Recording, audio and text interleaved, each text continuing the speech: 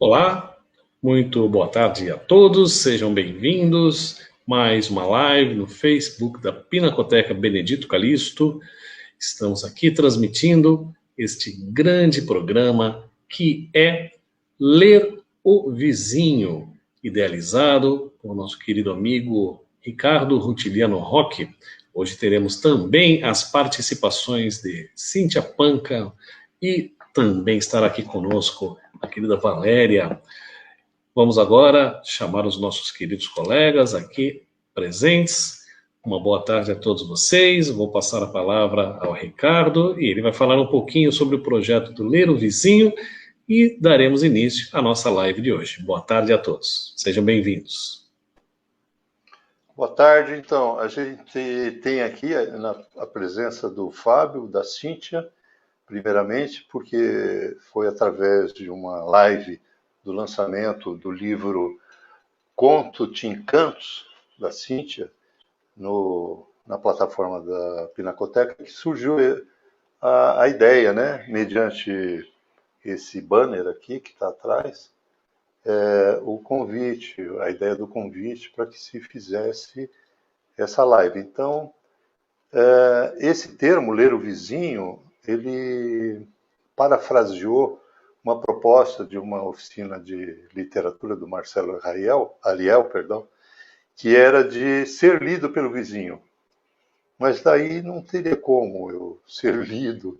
Então eu achei melhor, por bem, dar o exemplo de ler o vizinho para que o vizinho também me leia. Então é uma coisa de reciprocidade, horizontalidade e cumplicidade entre o leitor e o autor, né? Então a presunção de quem escreve é ser lido, né? Porque a obra ficaria vazia, né? Se não fosse lida, né? Não teria porquê. Então a ideia é essa, que a gente esteja aqui, como já estivemos por 3 vezes, 2 com o Fábio e mais uma na plataforma Zoom do próprio acervo dos escritores santistas, que é um coletivo que se reúne digitalmente ou virtualmente pelo Facebook ou pelo Messenger, né?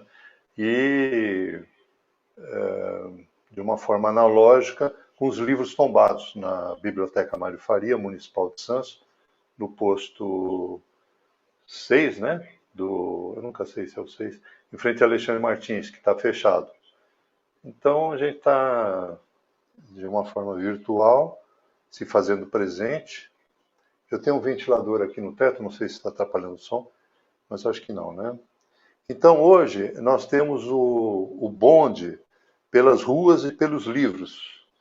Não é autoral nosso, mas é de um vizinho, que eu não vou dizer quem, para que a gente se sinta mais à vontade de ter esse comentário. Se ele estivesse aqui, coisa que não vai acontecer, porque ele trabalha fora, né?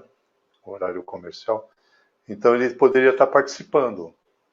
Porventura, se outro vier, ele estaria também à vontade de tecer comentários universais sobre a própria obra e de ouvir sem ficar vermelho, porque até então ele não saberia, ninguém saberia. Se inócuo ficar vermelho, ninguém iria saber que é dele que a gente estaria falando. Então, eu mais uma vez agradeço ao Fábio pelo convite, né? É uma parceria. E agora citando a Valéria, que tem esse livro aqui, não sei se dá para ver, O Diário da Formiga Jerusa, que é uma fábula, né? Ela também fez a revisão ortográfica do meu livro, que está aqui, que é o Desnudo Mar Selvagem, né? Então, a da Valéria foi uma iniciativa dela pessoal. O da Cíntia foi pela Lei Aldir Blanc, acho que pelo inciso 2, né, ou 3, não sei agora. E o meu foi pela de 2020, né, ou 21, barra 21. E o meu foi de 2019, Faculte 8, o projeto Desnudo Mar Selvagem. Então a gente está aqui pela generosidade da presença do Fábio, que eu torno a citar, e está em aberto para a gente conversar. Então a ideia é que a gente teça comentários sobre o texto. O bonde pelas ruas e pelos livros. Boa tarde, então, e bem-vindo a todos. Boa tarde, Ricardo. Obrigado por sua apresentação desse projeto Ler o Vizinho, que é um projeto que contempla aí a coletividade também dos escritores, né? Porque sempre um vai acabar puxando o outro. Vamos então dar início e o bonde tem que ter um motorneiro, né? Uma pessoa que vai conduzindo ele aí. Então, Ricardo, você pode retornar a palavra e passar aí adiante para quem você desejar. Ah, certo. Bom, há quem perceba estéril o texto que tenda ao academicismo, né? Dentro da literatura de ficção, lógico. Então, eu acho que cabe a cada um bulinar o texto para que de estéril ele passe a fértil. E em tal obra evocada aqui, que é Esquinas do Mundo, que é esse livro que faltou eu mostrar aqui, não é? Não vou falar quem é o autor, ao final a gente vai dizer. Então, vamos tornar fértil da seguinte forma, paradoxalmente eu vou falar sobre o processo não de concepção, e sim de exclusão dos bondes em Santos. Então, o homem é percebido como passível de destruição, falando nisso, mas não de derrota. Então, aborda aqui, em tal obra, a resiliência literária ativa, resgatando essa coisa importante que é o meio de locomoção, né? Hoje estaria ótimo, né? Porque é ventilado. Nós estaremos a céu aberto quase, né? Protegidos da chuva, mas ventilados lateralmente pelo bonde antigo, não o camarão. Né? Mesmo o camarão, né? Que tinha umas janelas enormes, né? Então, eu acho que é contextualmente bem-vindo esse assunto. Eu vi uma foto num site do Facebook mostrando uma violenta batida entre um bonde aberto e um caminhão de leite. Então, eu acho que mesmo substituído pelo trólebus, ele continua a provocar acidentes. Mas hoje a gente vê o VLT no Rio, pelo menos, passando em via pública, seja calçada ou leito carroçável, né? Em harmonia. Então, não justifica, né? Outros diziam que escorregava o pneu, mas já teve histórias de salvar, porque era periclitante a situação, premente de batida, e escorregou pelo trilho e escapuliu da batida. Isso em trilho de trem, que é mais ou menos igual, a bitola acho que era diferente do bonde, né? No cais, que tinha óleo na pista, também ajudou um pouquinho. Então, para o bem ou para o mal, não sei, não vou fazer juízo de valor ainda, né? Mas eles estavam em 200 unidades, isso em 36, segundo o autor do texto, né? Percorriam 67 quilômetros de trilho. E quando aqui habitavam 160 mil pessoas, sendo que 26% era de estrangeiros. Então, as viagens clandestinas foram impedidas pela existência voltando ao porquê da destruição desse meio coletivo de transporte, o camarão fez com que isso não fosse motivo, porque você precisava passar pela catraca. E a subtração de valor cobrado pelo condutor em vagões abertos também deixou de existir, deixou de ser um fator, né? Então, eu acredito que uma microabordagem sequestra e prende a historicidade em um metafórico cubículo, que de tão minúsculo impede que se ventile a questão. Imputar uma culpa onde há ausência de crime, isto joga em outrem a pressão interna sofrida e não suportada. Então, essa questão de moralismo, que hoje a gente vivencia também, de jogar em alguém um bode expiatório e não suportar uma pressão interna, né, seja de onde vier, e externa também, né? Então, faz com que isso seja uma microabordagem íntima, passiva de psicanálise, e não de coletivizar sobre os outros, né? E passar de minoria a majoritário e impor um desejo, né? A democracia, eu acho que vivencia isso, né? Você parte do pressuposto da legitimidade da existência do outro e do pensar alheio, que difira do seu, mas que difere, né, do seu, mas que você aceita, né? Eu sou de família grande, então isso sempre foi uma questão. Tanto é que eu estou vivo até hoje, né? Então não tem por que ser tão dramático assim. Bom, eu sou de linhagem italiana, eu sou um pouco dramático. Aliás, todos nós aqui, né? Então eu passaria para a Cíntia, que tem esse poder coloquial de falar as coisas, né? Boa tarde, Cíntia. É com você. Olá, boa tarde, Ricardo. Obrigada. Bom, poder coloquial, vamos lá, estou aprendendo, né?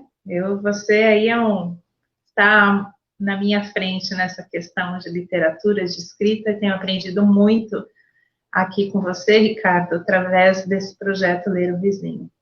Boa tarde, Valéria, boa tarde, Fábio, boa tarde a todos vocês que estão aí assistindo essa live de Ler o Vizinho. Mais uma vez convidada pelo escritor Ricardo Rutigliano Roque para estar aqui participando desta atividade que para mim tem sido até que terapêutico, é algo que eu gosto muito, né? Eu sou poetisa, escritora e terapeuta quântica. Então, até comentei dessa última participação com o Ricardo nessa questão, né? O quanto me fez bem ler o vizinho e trazer aí a historicidade, né? E o que eu senti com a leitura desse texto, né? Os Bondes. O autor do texto eu não vou falar, o Ricardo vai revelar no final. O texto Bondes, que faz parte do capítulo 5, né, do livro Esquinas do Mundo. Ricardo, só corrigindo, o Conto de Encantos, ele foi premiado pelo concurso Mesquitinha, né, pela Lei Aldir Blanc, que é de 2020, não é 2021. Então, só essa ressalva, né, para que não haja aí nenhuma dúvida. Bom, então, analisando, né, o capítulo 5, Bondes, do Esquinas do Mundo, eu trago, então, a minha historicidade de leitura, né, e o que eu senti da leitura desse texto, né. E aí eu vou começar citando para vocês também um outro escritor, né, que é Jorge Amado, que dentro do que eu observei, também traz numa de suas obras, né, A Agonia da Noite, uma questão semelhante à que eu percebi nesse texto Bondes, né. Jorge Amado, então, ele atribui à leitura a capacidade não apenas de despertar no indivíduo os seus vínculos com os problemas nacionais, mas também de torná-lo apto a preparar os companheiros, né, para a luta social. E aí vocês vão saber o porquê, eu vou dar continuidade aqui para entender, né, por que essa citação de Jorge Amado. Bom, então, assim, o autor, né, de Esquinas do Mundo, ele cita os bondes, né, na década de 50, e ele cita como sendo um palco móvel, que reunia a identidade operária, né, naquele espaço onde todos que estavam ali dentro deixavam de lado a sua identidade nacional, ou seja, estavam no mesmo bonde, né? E aí eu botei aqui nas minhas observações entre aspas, né? O mesmo bonde que, do meu ponto de vista, me remete a uma situação, né? E um bonde, situação de luta, de ideal, né? De modo que todos estavam ali, de certa forma, né? Adquiriam uma mesma nacionalidade, que era a de operário. e falavam a mesma língua, o assunto. Então, o texto ele traz isso, né? Que ali dentro, naquele ambiente, que o Ricardo ainda citou, que era um cubículo, né? Falava-se, enfim, de muitos assuntos, geralmente políticos, questões que eu vou citar aqui também, do dia a dia.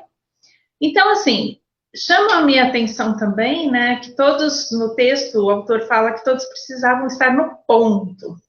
E aí, novamente, aqui eu coloco aspas nesse ponto, que todos precisavam estar no ponto para tomar o bonde.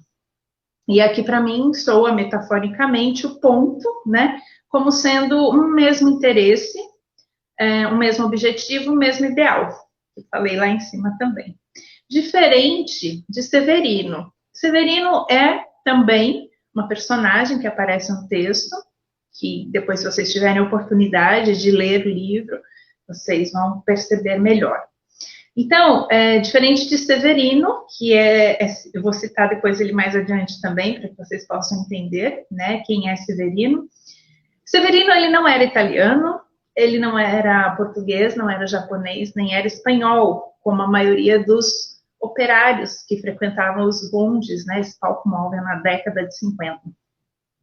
Severino era brasileiro, vindo do sertão, né, e num trecho da história do livro é citado que Severino, ele optou em não pegar o bonde e caminhar, né? E aí, dentro da minha percepção, eu digo que talvez Severino não sentisse a necessidade de pertencimento, né, a um grupo massificado.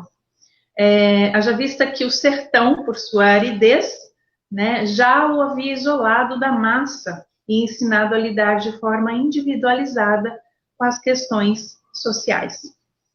Aí eu fiz aqui uma análise, né, dentro da antropofagia, enfim, psicologia, já utilizei aqui minhas técnicas terapêuticas de analisar as questões. E aí eu continuo falando, né, que dentro da minha historicidade e do meu ponto de vista, que Severino, ele preferia o mar, né, numa das partes do livro é citado isso, preferia o mar em sua amplitude, com as suas belezas, do que o bonde. Então, que era um local restrito fisicamente, né? E quiçá também intelectualmente, uma vez que todos estavam no mesmo bonde.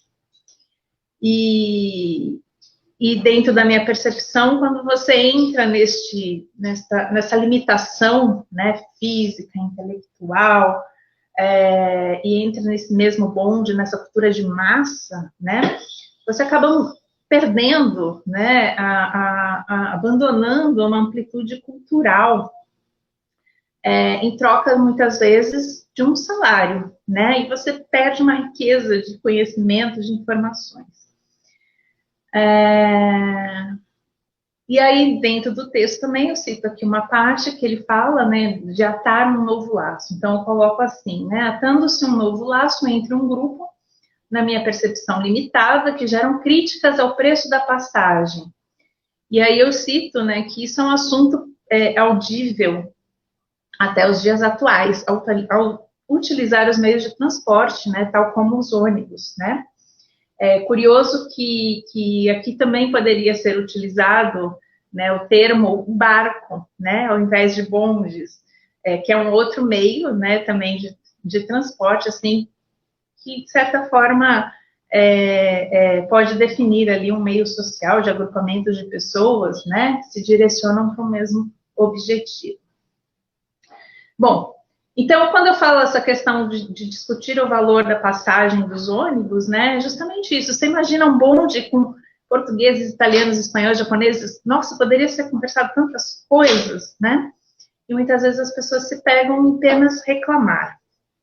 Então, num outro trecho, né, o autor ele fala, ao mencionar a facilidade da leitura no percurso, porque eram distribuídos, vendidos folhetins, jornais dentro do bonde naquela época.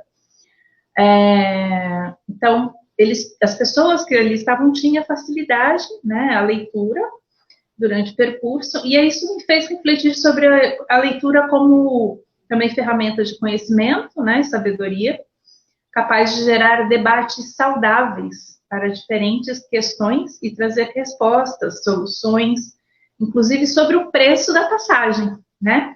Entretanto, geralmente, o que se encontra numa sociedade de massa são apenas críticas, sem uma reflexão mais profunda que vai realmente de encontro às soluções. Num outro trecho, ele cita até numa nota de rodapé o autor, né, que Pagu, Patrícia Galvão, aqui uma figura santista, né, vivia como proletária por orientação do Partido Comunista, atuando no meio artístico-cultural com o pseudônimo de Mara Lobo. E aí é curioso porque, do meu ponto de vista, né, traz aí à tona uma questão do opressor, do oprimido, numa visão assim mais politizada, né, da situação e até mesmo do meio artístico.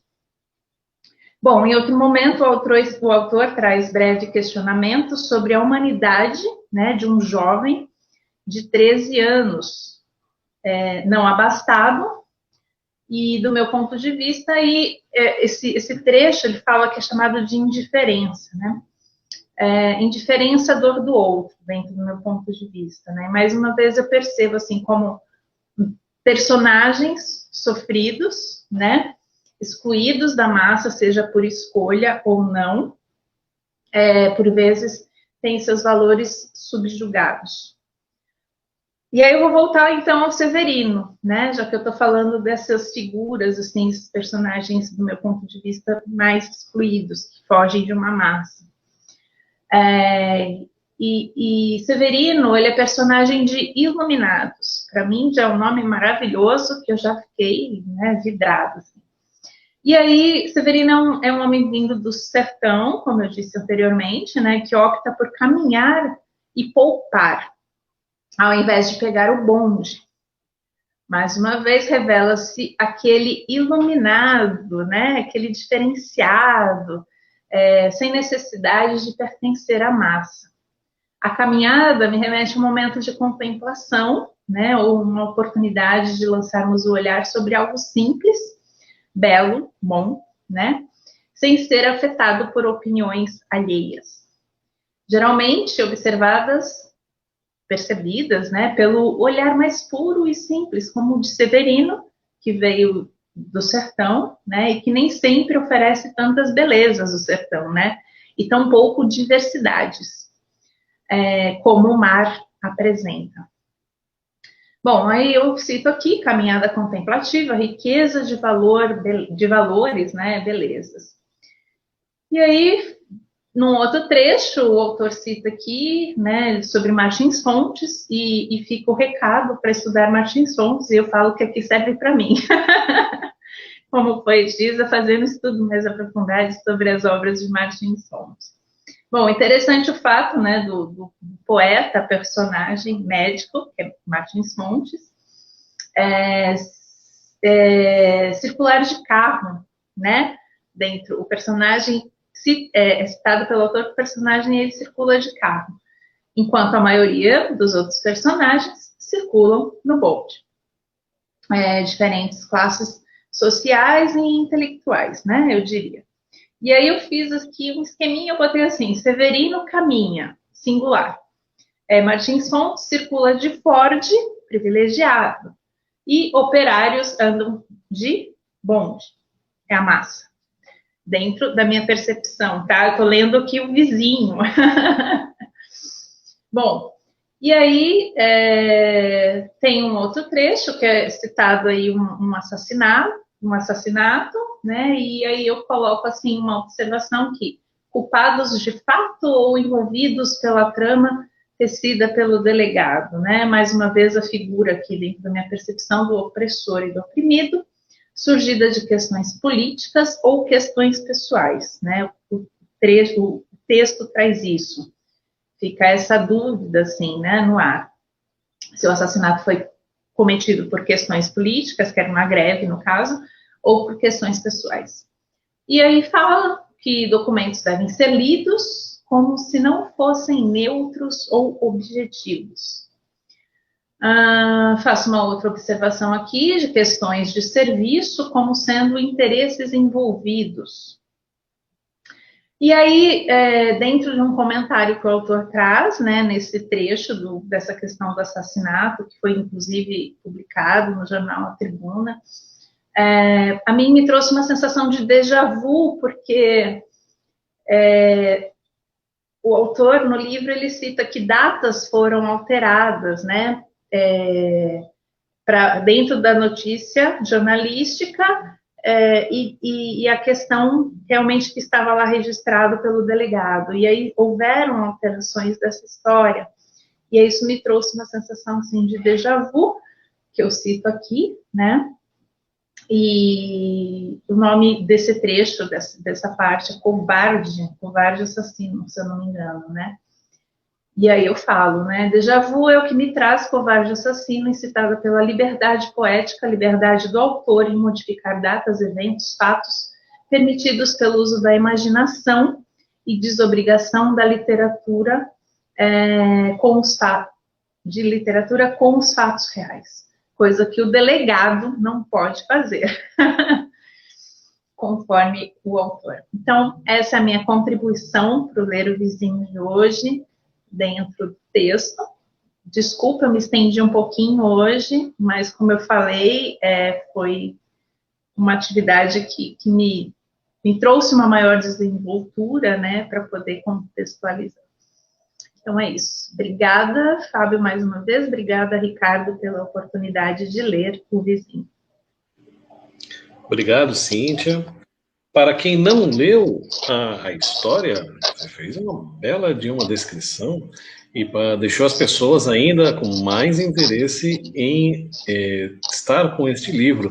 Eu acho que esse é, indiretamente, um grande ganho desse projeto que o Ricardo faz, contribuindo com todos os autores presentes, esta curiosidade e esse despertar do vizinho lido, né?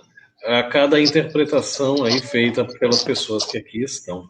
Ricardo, vou passar então agora a palavra à Valéria e ela está agora, vamos ligar o microfone dela aqui, ela liga o microfone dela e aí ela já pode dar a sua contribuição também. Bem-vinda, Valéria.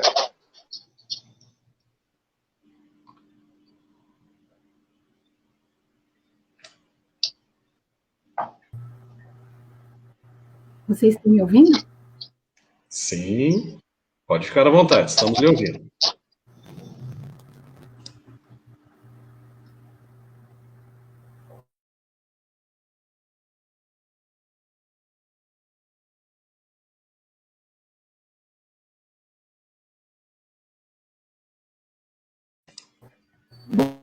Som, aí volta. Não sei se para vocês está tudo normal. Espero que todos estejam me ouvindo. Estamos, é só você seguir, fique à vontade.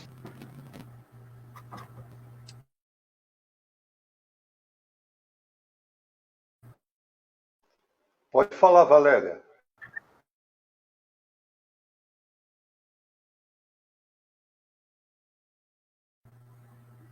Oi, estão me ouvindo?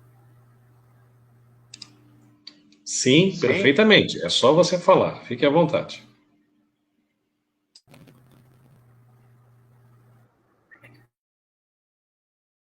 Então tá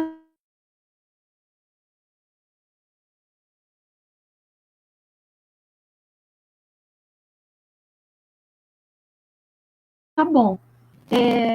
Estão fazendo, bem interessantes.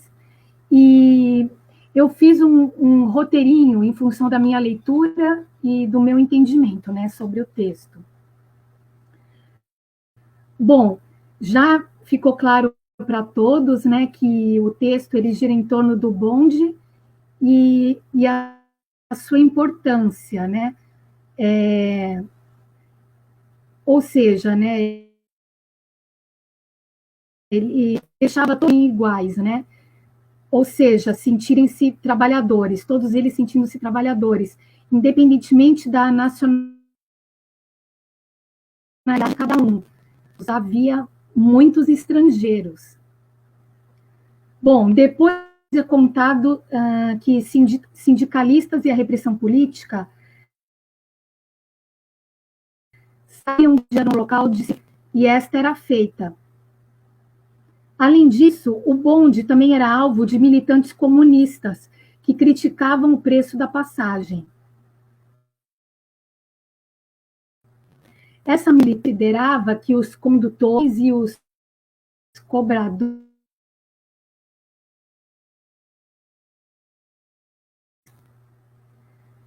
além disso, a gente o texto o capítulo 5, né, capítulos do Esquinas do Doente,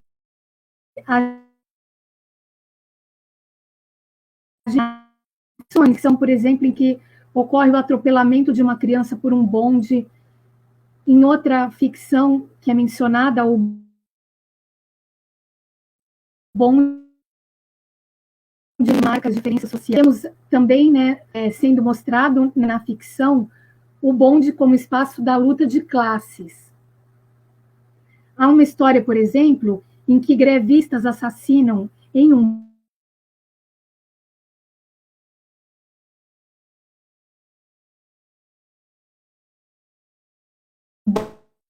bonde, em fúria greve em jornais da época, o assassinato. Depois, o texto termina afirmando que as ficções feitas em função de acontecimentos no bonde não são invenções literárias, e sim construções da argumentação e das ideologias. Então é interessante, né, que o texto, a ficção se alimentou da historiografia para se construir, né? E isso realmente... Bom, basicamente era isso que eu tinha para dizer sobre o texto, né? Fiz esse roteirinho, tentei passar para vocês mais ou menos conforme a gente vai lendo o que é passado para a gente a cada momento, né? Era isso, espero que todos tenham me ouvido direitinho.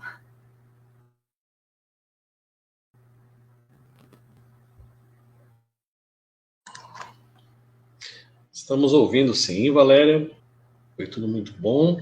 Você fez aí umas anotações também interessantes, complementou bastante pela sua visão, pela sua ótica, o que a Cíntia já havia comentado. Depois eu vou passar a palavra ao Ricardo, que vai também deixar ali as observações dele. O que eu vejo sobre este tema, sobre esta temática do bonde, embora eu não pude viajar de bonde na época, e só viajei agora, recentemente, de forma turística e não de forma laboral, nem sendo motorneiro, nem sendo passageiro, mas querendo sentar na janelinha, embora dependendo do bonde não houvesse janelinha, eram janelões. Mas que o momento do bonde era um momento de análise, era um momento de ler o vizinho, enquanto esperavam o bonde no ponto, e quase sempre as mesmas pessoas nos mesmos bondes, nos mesmos grupos, para que pudessem, assim, desta forma, traçar ali o panorama político ou que seja do momento, né? Como a história se passa anos 50, anos 60 aproximadamente, observa-se também ali as variações de público. Eram os estrangeiros, que na verdade eram outros trabalhadores, depois vieram os brasileiros, e os estrangeiros foram saindo do bonde, até porque não havia tantos carros hoje, na época, como existe hoje. As pessoas tinham mais essa coletividade, né? Todos estavam no mesmo lugar, fazendo as mesmas coisas, indo para os mesmos trabalhos, e isso por semanas, por meses, e até, quiçá, por anos, quem sabe. E aí criava-se ali uma amizade que nem sempre ia para dentro das suas casas, era a amizade do bonde. a amizade do momento do transporte. E aqui traço um paralelo com os dias atuais. Isso acontece também nos meios de transporte público que temos hoje, porém as pessoas não têm ali o calor do contato que foi transferido na história, que foi transferido nos textos. Né? Você pode ver que todos estão interagindo com o assunto. E hoje não, hoje a pessoa pega um ônibus, ela entra, já briga com o motorista logo quando entra, aí já pisa no pé de alguém, já empurra alguém, ou seja, todo mundo já acabou ficando enfrentando o seu colega, né?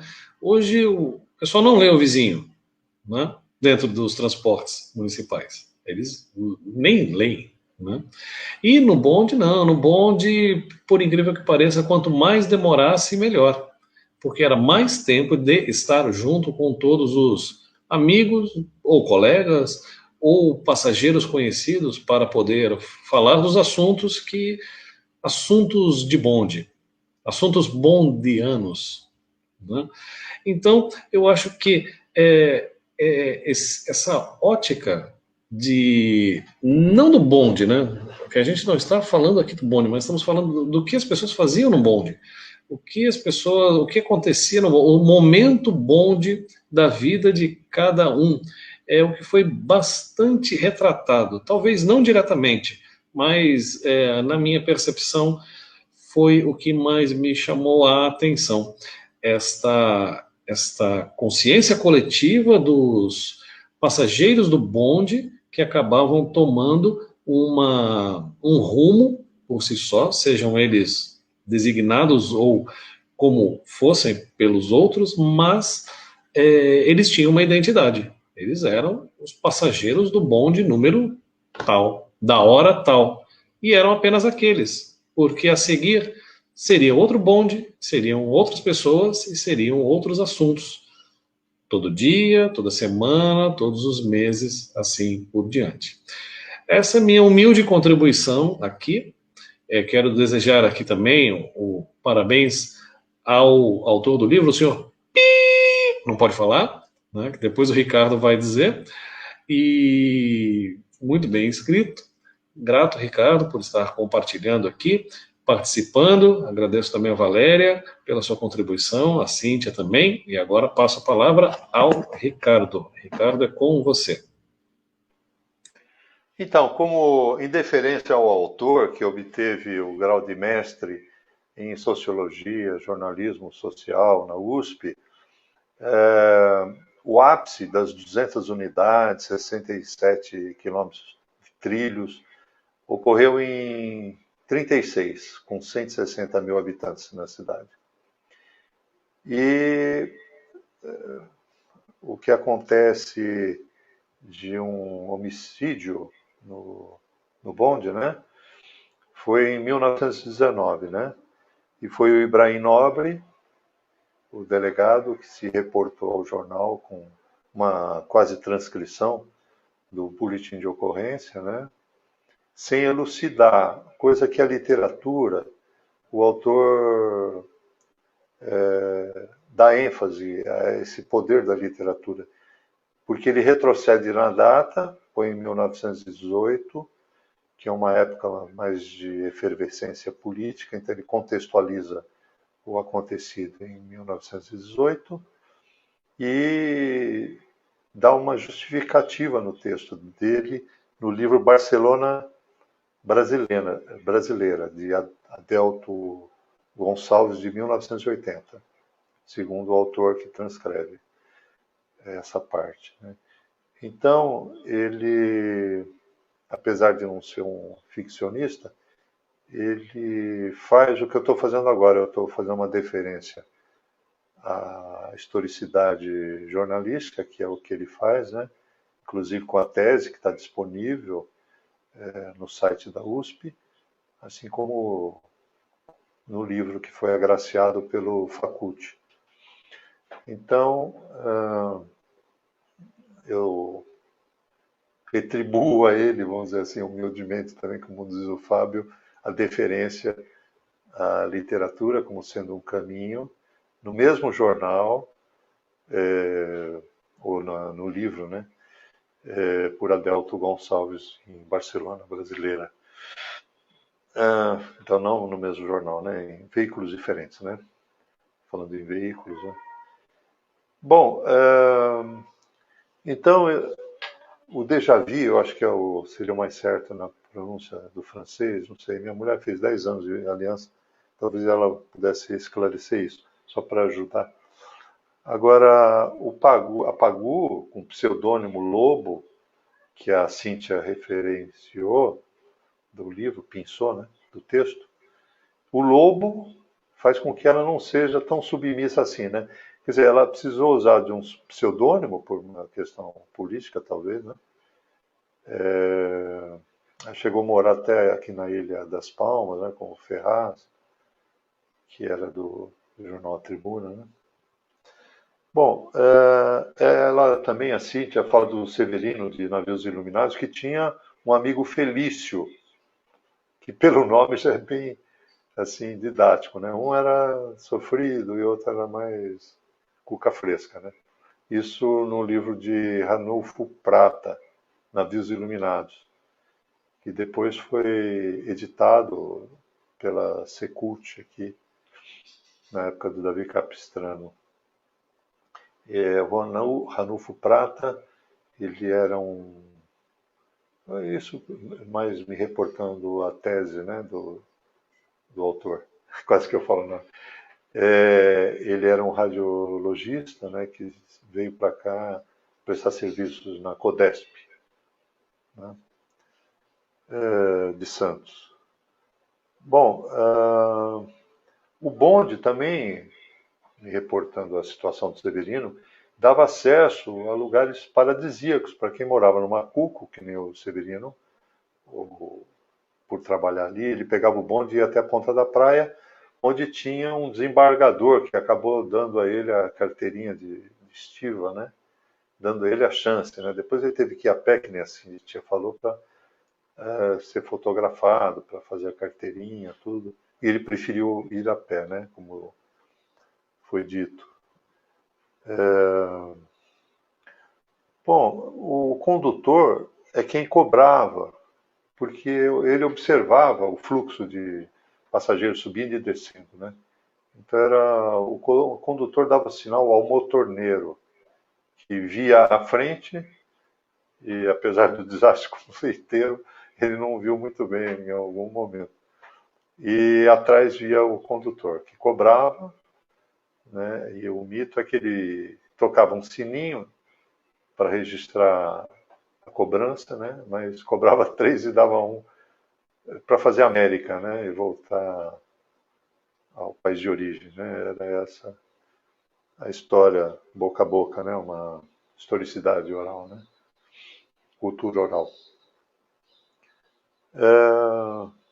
Bom, o Fábio, eu não anotei o que ele falou ainda, mas eu gostaria de voltar para o que eu senti agora, a leitura do texto.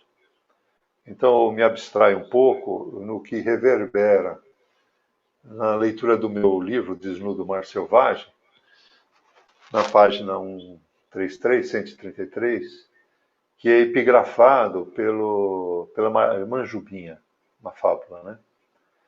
Então, ficas longe de algoz, moras em um rio da casa. Com um livro, pescas em nós e tira-nos d'água rasa. E também foi vivenciado pelo protagonista da Odisseia Familiar, de 4ª geração, oriunda da Itália, vinda de Chicago, nos Estados Unidos. Isso é o que eu senti e dá sinergia ao texto esse. Então, quando essa 4ª geração tomou o bonde e foi para o Saldanha fazer um treino de piscina, de natação, né, que o Saldanha sempre foi forte nisso, estava vazio o bonde. Subiu alguém com mais de seus 14 anos e outro com menos idade. Postaram-se ao seu lado e o cotovelo do maior estava na altura talvez do próprio cotovelo do passageiro esse. E ali, lado a lado, o personagem era o mar, quando tocado no ombro. E ali fluiu para diante. Depois foi tocado novamente, aí já era areia, e em ventania aspergiu para mais adiante. Mais forte foi o toque seguinte, mas ali já era nuvem do céu, e assim flutuou. Logo adiante, como se estivesse sendo tocado pelo vento. Um novo empurrão, e já era pedra do costão rochoso, e ali permaneceu. E para fora rolou. O motorneiro nem viu esse périplo. Então, concretamente, esse meio de transporte eram de trabalhadores italianos e espanhóis desde o bairro do Campo Grande, que é onde mora o Fábio. Deixa eu ver, quando é que ele se encaixa aqui? Italiano e espanhol, Fábio. Português do Morro de São Bento, japoneses do bairro da Ponta da Praia, com as suas plantações de eu não lembro, eu cheguei a roubar um lá, mas não lembro mais o que era. Acho que era uma bucha, sei lá. Aquela que a gente usava para tomar banho, né? E as luzes eram tantas para o Severino, quando ele foi para a Ponta da Praia, que se derramavam para todos os lados, escorrendo para o mar, alastrando-se como um óleo dourado pela superfície das águas. Severino parou encantado e sem se conter. Mas que boniteza, minha Nossa Senhora! Felício gritou-lhe, correndo para o ponto. Olha o bonde, seu besta! Então, o que me causou sinergia e estranheza já foi denotado, né? E eu passo de volta para a Cíntia. Cíntia, você quer falar mais alguma coisa?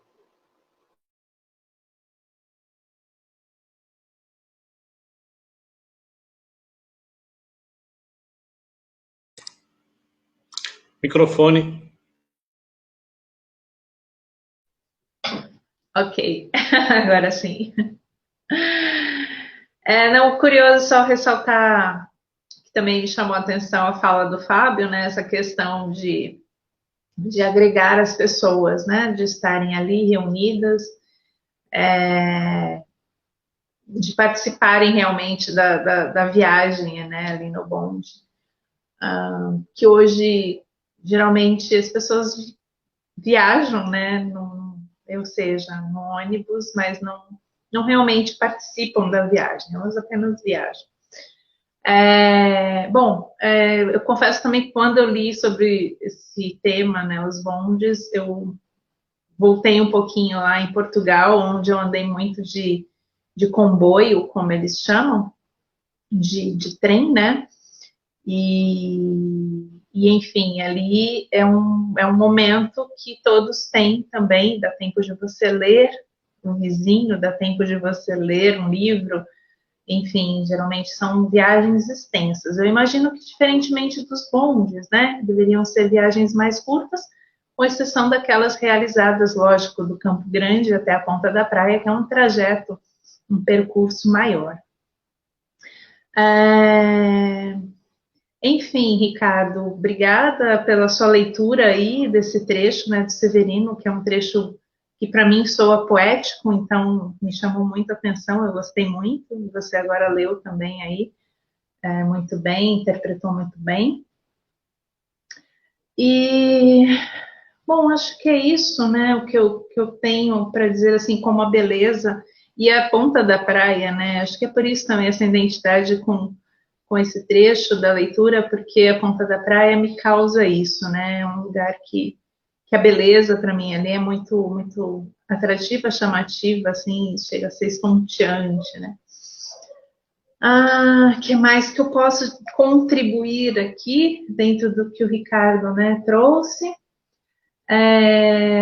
Bom, acredito que a historicidade, né, toda que foi trazida aí pelos anos, né, enfim, pelas fases, né, do tempo em que aconteceram as histórias. Eu também trouxe um trecho aí, uma citação de Jorge Amado, que data de 1964, que também era uma época aí, talvez politicamente falando, né, uma época mais conturbada. E, lembrei o que eu queria citar, Fábio, eu achei ótima, acho que foi você, a sua colocação, sobre como as pessoas eram também, né, identificadas, né, pelo bonde. O bonde 19 eram tais pessoas, bonde 11 eram aquelas pessoas. Então, assim, como havia essa identidade, né, do número do bonde com determinadas pessoas. Bom, essa é também a minha humilde contribuição aqui, né? Não fui mais a fundo de procurar, de pesquisar, de ler sobre o bonde. Também, assim como o Fábio, andei de bonde turisticamente aqui em Santos, e não tive a oportunidade de andar nos bondes de Lisboa, mas tive a oportunidade de cruzar com eles no meio da rua, e eu acredito que traz toda uma magia ainda essa questão do bonde até os dias atuais, né? Isso Portugal ainda mantém vivo, né? Essa tradição, assim como Santos aqui também, por essa questão turística. É isso, passo a palavra. Obrigada. Ricardo, novamente com você. Finalizando, sim, Campo Grande, sim, mas espanhol e português, não italiano, pelo que eu saiba. E passo agora a palavra a você, Ricardo. Conseguiu apertar o botãozinho aí? Só um toquezinho. Aí, português era Morro. Português, na obra de São Bento, né? Morro de São Bento. E português italiano, não, espanhol e italiano no Campo Grande. É a obra, né, que a gente está debruçado, né? Mas a Valéria, teria alguma coisa a acrescentar, Valéria? Antes de encerrar, né?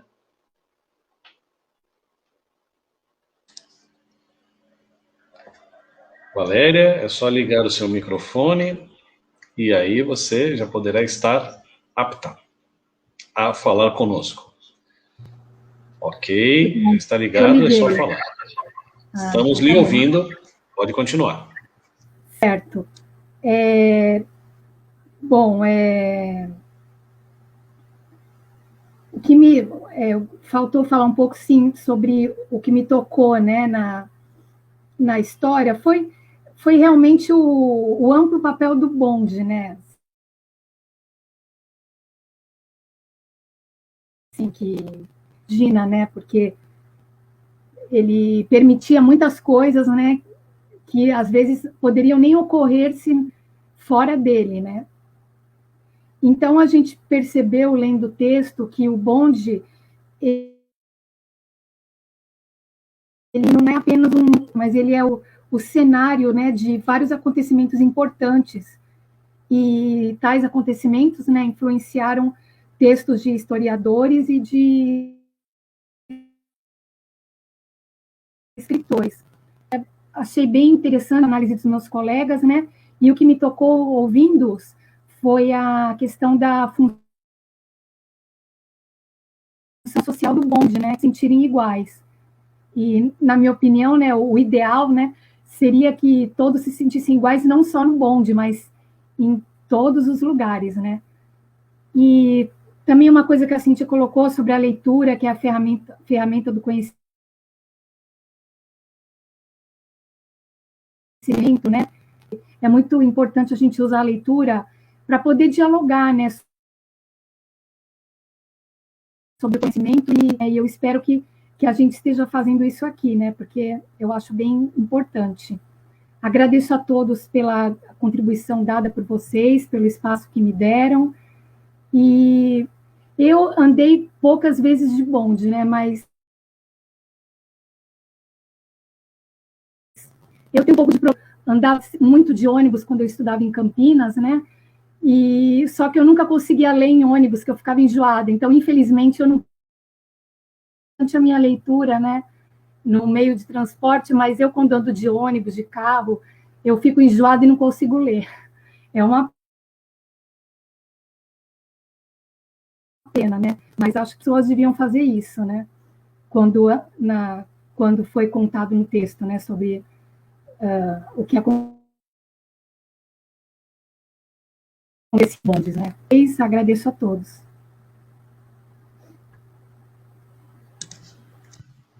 Obrigado, Valéria. Então, E o bonde se tornou também um arquétipo santista, né? Tanto que ele está aí colocado em vários locais, né? É a imagem da cidade, né? Uma das imagens da cidade, como várias outras, né? Tanto que houveram até votações aí há tempos atrás para escolher aí esta imagem.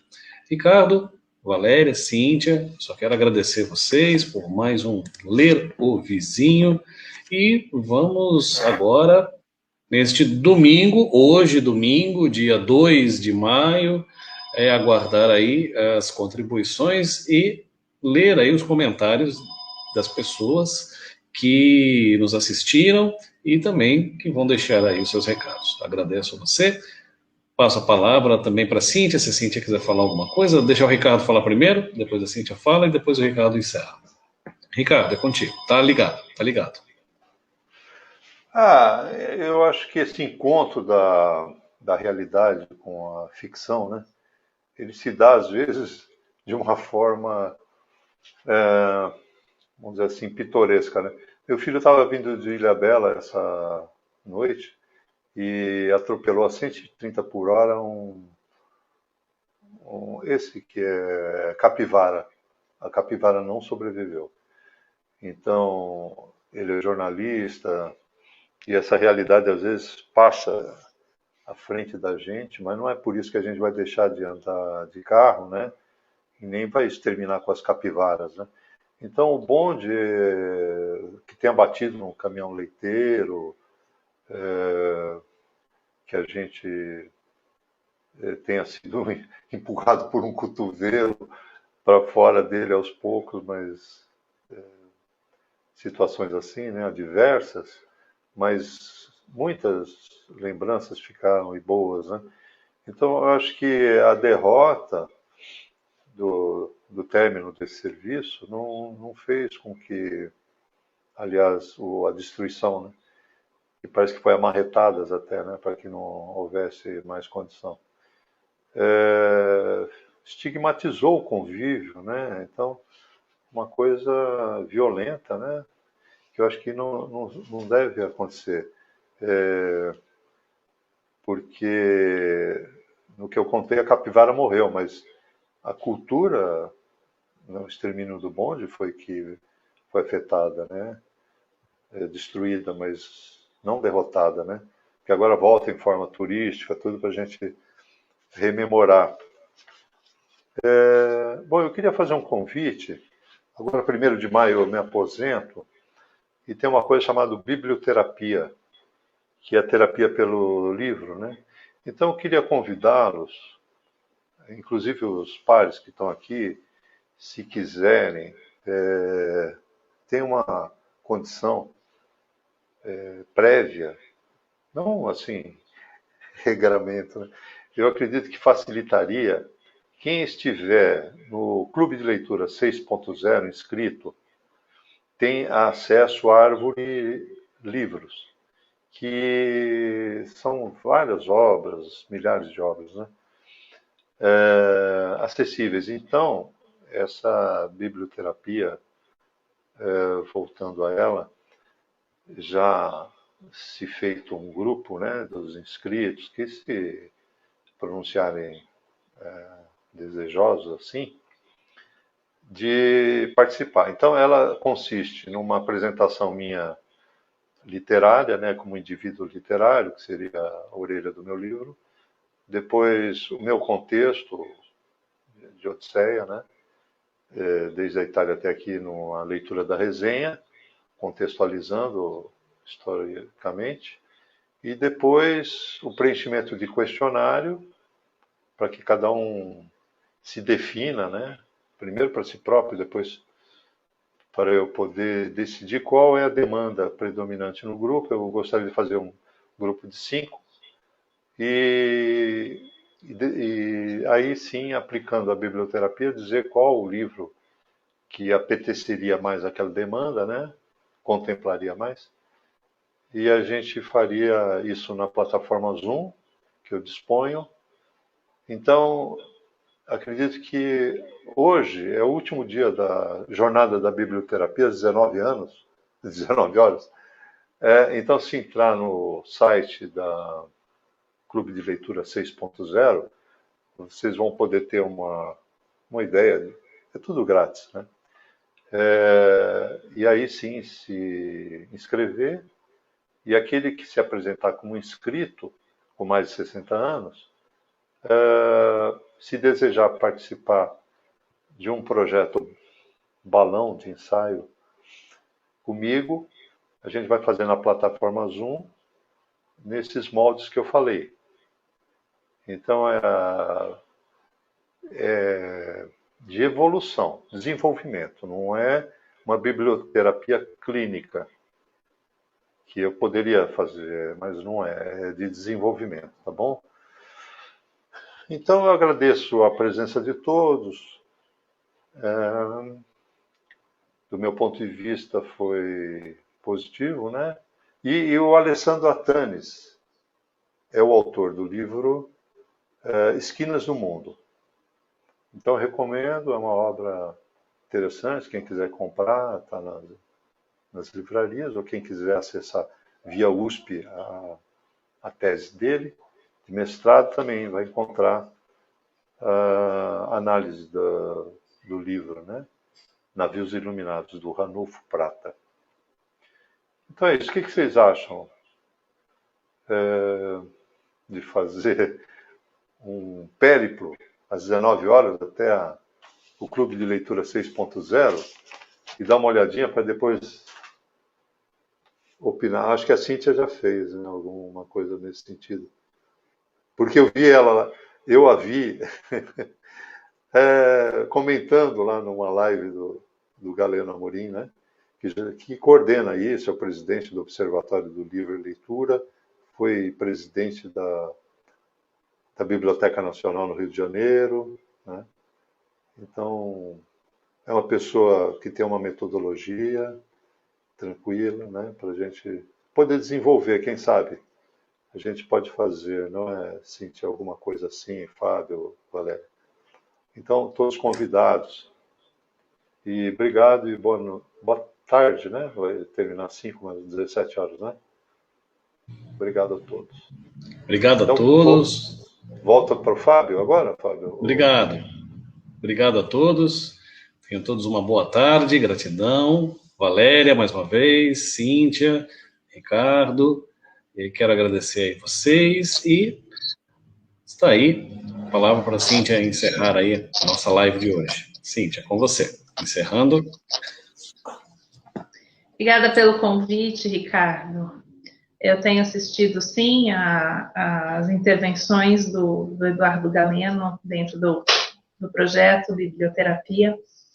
E não tenho ainda 60 anos, então não participo dos grupos, mas sim dos vídeos através do YouTube. Acho muito interessante o trabalho, um belíssimo trabalho. Um comentário antes de finalizar, Valéria. Eu também tenho muita dificuldade ao ler, né, dentro de um ônibus, de um trem, que seja, eu também fico enjoada, até mesmo no carro. Então, por muitas vezes, eu vou fazendo outras atividades que não seja a leitura, porque também tenho este problema clínico, né, de ler e ficar mareada. Mas, enfim, eu acredito que sim, seja um espaço para uma boa conversa também, um bom espaço para que possamos filosofar, por que não? É sempre muito bom trocar ideias, reflexões. Eu acredito que isso também, né, seja assim um instrumento da palavra, né? Não apenas no livro, na leitura, mas também é possível a gente trazer a palavra através da filosofia, de uma conversa, de uma reflexão. Então é isso. Mais uma vez, agradecer a todos vocês que acompanharam esta live de hoje, né? Lembrando que o Conto de Encantos, né? Ele foi apresentado, a live que foi apresentada aqui na Pinacoteca Benedito Calixto de Santos, foi reapresentada também na Biblioteca Afonso Toné, né? Em São Paulo. E dizer a quem está assistindo e tiver interesse também em levar o projeto Conto de Encantos, né, para sua instituição, para sua organização, enfim, estou disponível, tá? Então, é só entrar em contato, eu passo mais informações para que a gente possa também, e por que não, né, utilizar aí o Conto de Encantos também como uma ferramenta entre os jovens, né, e as crianças, dentro desse processo dos benefícios da leitura. Eu não vou dizer dentro da biblioterapia, porque eu não tenho essa formação, essa capacitação ainda, mas, quem sabe, né, em breve. Então, vamos lá, fico aí o convite para você que queira saber um pouquinho mais e também levar aí para a sua biblioteca, para o seu espaço, para a sua organização, que seja o Conto de Encantos. Então, muito obrigada, Ricardo, pela oportunidade. Sim, vamos nos falando, vamos combinando outros projetos, porque não acredito que esse também seja aí um propósito do Ler o Vizinho, né, de irmos ampliando essa rede de escritores, de leitores e simpatizantes, por que não? E obrigada, Valéria, hoje por estar aqui com a gente, Fábio, minha gratidão. Passo a palavra. Obrigado a todos, uma boa tarde e até a próxima edição. Um abraço. Tchau, tchau.